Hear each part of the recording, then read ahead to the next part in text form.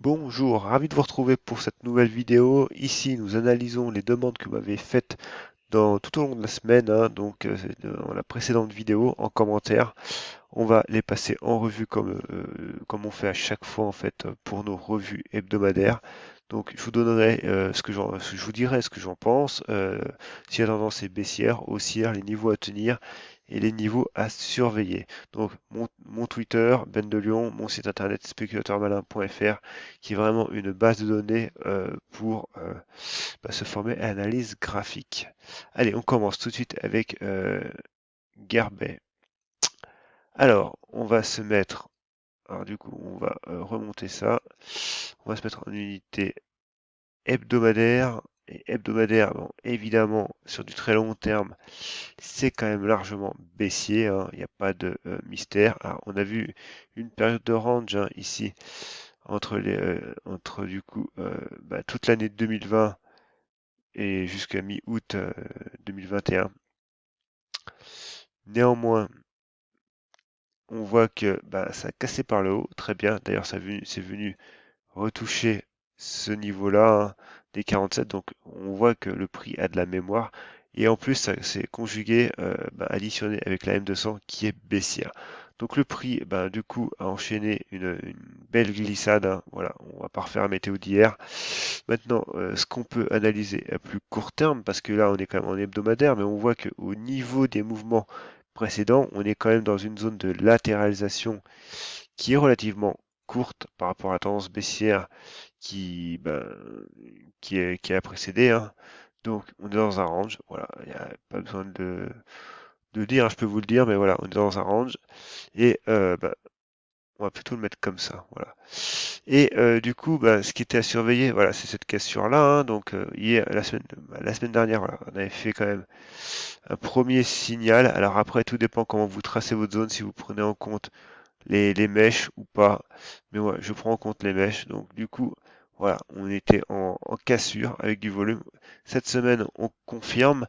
Néanmoins, on confirme avec des belles mèches basses, comme une belle mèche haute quand même, hein. Donc attention, par contre, on est quand même au-dessus des bandes de Bollinger, ce qui est pas mal. Par contre, on reste neutre au niveau du RSI. Donc voilà, on est dans une phase de latéralisation. On a eu une petite impulsion, mais cette impulsion est quand même faiblard par rapport à la puissance du mouvement baissier que l'on a.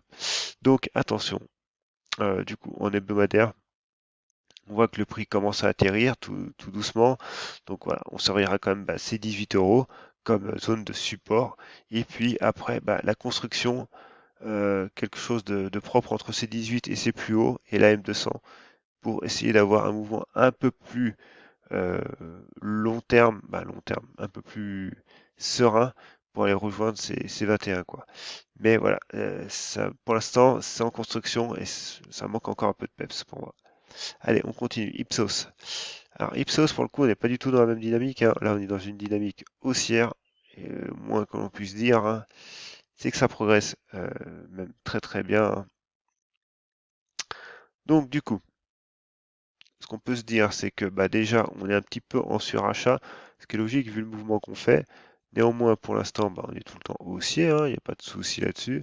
Si on trace notre retracement de Fibonacci, on voit quand même qu'on est quand même dans une micro-consolidation actuellement. Donc voilà, clairement, on reste dans une phase haussière sur Ipsos, il n'y a pas de problème.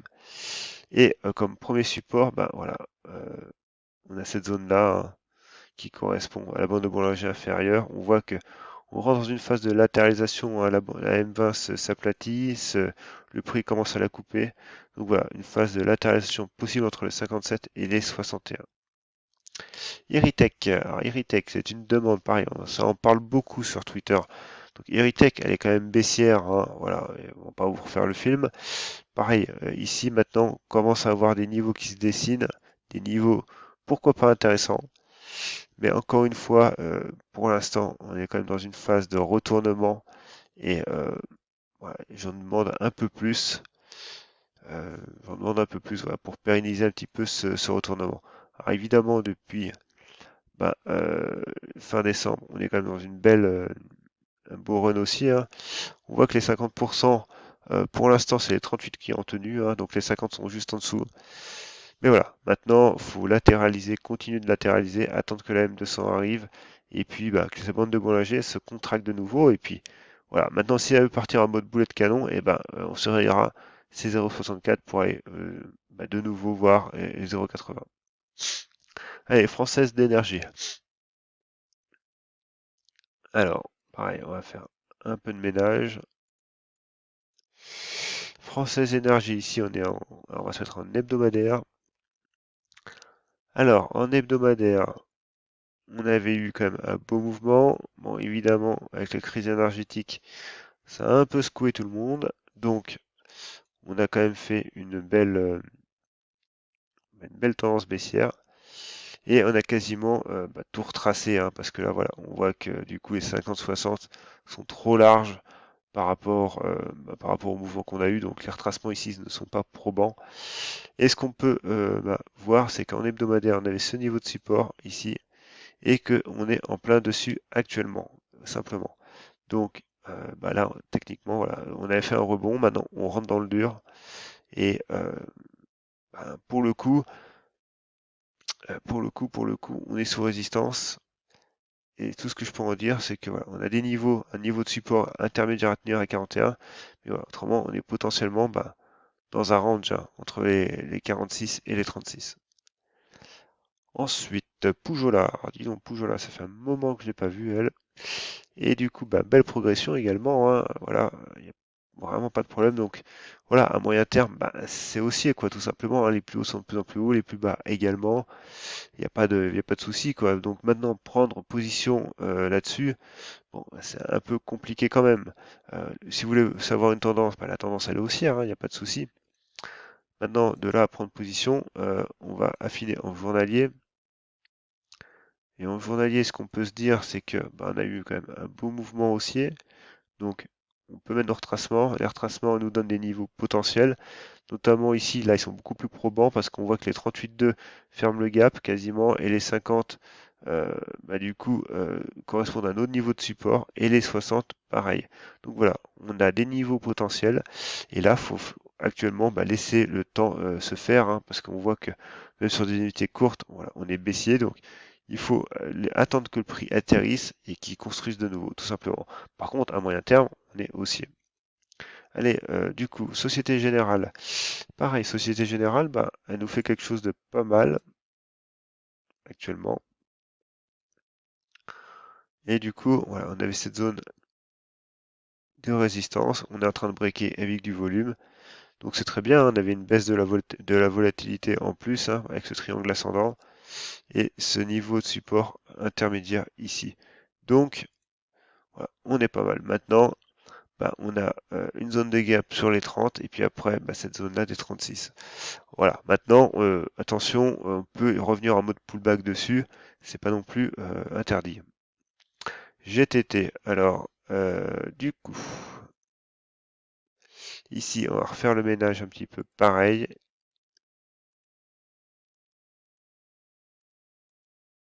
Eh ben non, j'ai pas supprimé le bon, voilà. Donc on va rester, si on va quand même se mettre en hebdomadaire. En hebdomadaire, bon, bah, évidemment, en voilà, 2021, on a vu un très beau signal hein, ici. On a vu un très beau signal sur les 72, donc ça nous a propulsé le titre, hein, clairement. Donc maintenant, pareil, retracement. Et là, du coup, on est actuellement sur la zone, alors si j'y arrive, des 50% avec les 60 qui ont été touchés. Donc voilà, graphiquement, c'est très propre. On a une belle résistance oblique baissière qui nous cadre le prix. Là, on est sur du moyen terme, un moyen long terme, non moyen terme. Et à plus court terme, ben voilà, vous avez ce niveau-là. Donc du coup, là, au niveau analyse graphique, c'est vraiment un cadeau, hein, parce qu'on est sur des niveaux très très propres. Et on voit même ici, hein, d'ailleurs, on est de nouveau sur des niveaux propres. Donc on a bah, notre niveau ici, le premier, le 105 à surveiller, hein. 105, bon, on a une zone de résistance, mais 105, 108 pour aller ensuite. Alors du coup, si, je vais quand même tracer ce niveau de support. Et ce que je voulais faire, c'est une oblique. Alors les couleurs sont inversées, hein. D'ailleurs, ça me chagrine un peu quand même. quand même inverser ces deux-là. Donc du coup, bah voilà, premier niveau à surveiller les 105 sur GTT pour vraiment casser cette oblique baissière. Et surtout là, on a un troisième point de validation qui est bien équilibré, hein. Donc vraiment démontrer la pertinence de cette oblique. Et du coup, pourquoi pas avoir un petit échec, hein, mais clairement pouvoir reconstruire derrière et cette fois-ci avoir un niveau pivot au printemps qui serait bien puissant. Et enfin, notre Bitcoin. Donc du coup, je passe rapidement en revue notre Bitcoin.